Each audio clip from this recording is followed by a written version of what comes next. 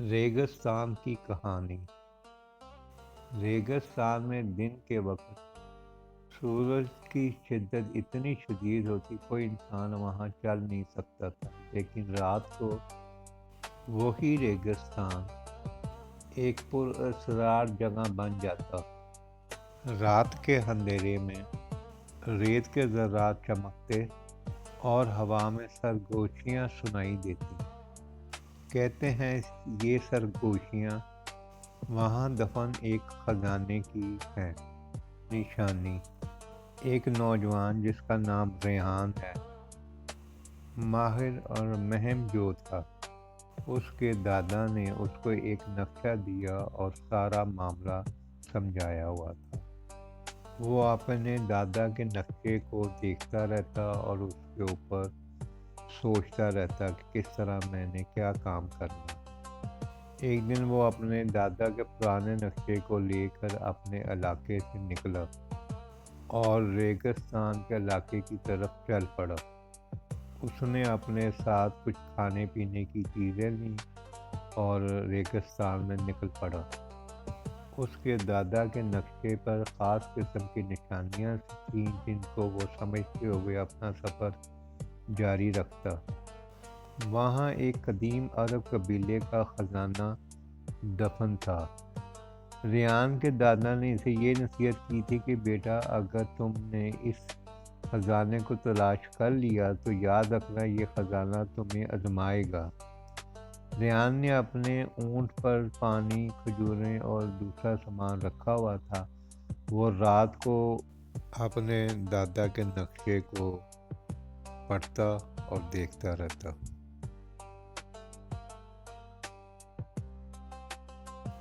2 دن کے سفر کے بعد وہ ایک پراسرار جگہ پر پہنچا جہاں نقشے کے مطابق اسے ایک نشان نظر آیا۔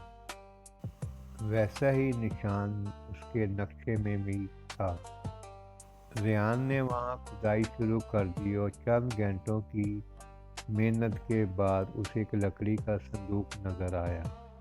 جیسے ہی اس نے صندوق کو ہاتھ ڈالا اور کھولا تو ایک بہت زوردار قسم کی آندھی شروع ہو گئی ریگستان میں۔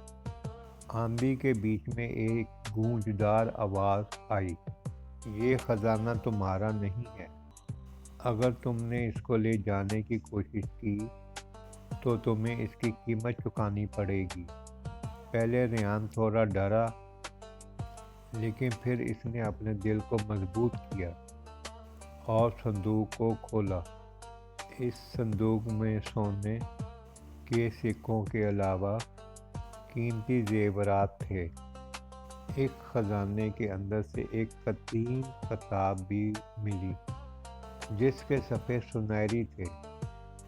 اس پر لکھا تھا، یہ خزانہ صرف اس کا ہے جو دوسروں کے ساتھ اس کو بانٹے گا۔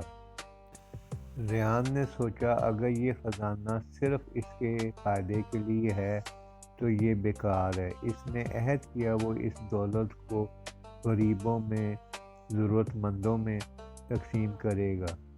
جیسے ہی اس نے عہد کیا اسی وقت آندھی رک گئی اور ماحول پرسکون ہو گیا۔ ریحان نے اس خزانے کو جلدی سے اپنے اونٹ پر رکھا اور واپس شہر کی طرف سفر شروع کر دیا۔ اس نے خزانے کا بہت بڑا حصہ مستحق لوگوں میں، غریبوں میں بانٹ دیا۔ اس کے اس فیصلے سے اس کو ایک عظیم انسان سمجھنا شروع کر دیا۔ لوگ والوں کہتے ہیں ریگستان آج بھی اپنی آزمائش کے لیے ان لوگوں کو